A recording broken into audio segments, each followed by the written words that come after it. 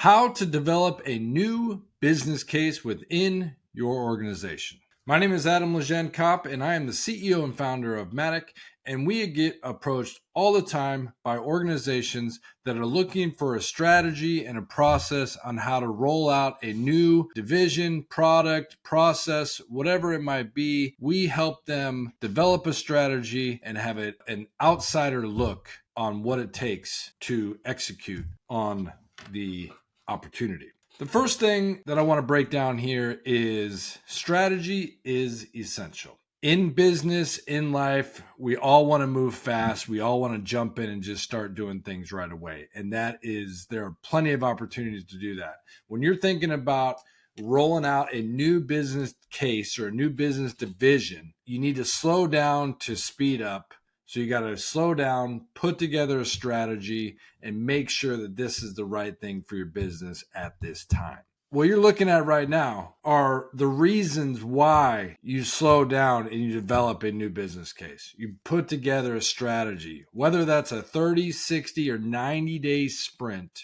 You put together a strategy, and I'm going to walk you through the framework on whether now is the time or whether the opportunity is the one to pursue. So all of these reasons right here are reasons why you want to take the time, put together the effort, and put together a strategy.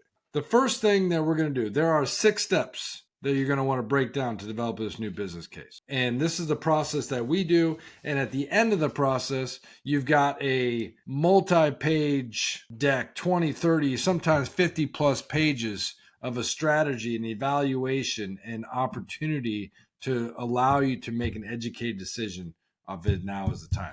But the first thing you want to solve and get down on paper is the problem. What are we trying to solve? What is the problem? And why are we doing it? The second one is the market research. What are our competitors doing? What's already out there in the landscape? What are we going to run into? What are the situations that are going to arise? The third one is the solution. What is the solution? Clearly articulate the solution that you have for the problem. Fifth work is the scope.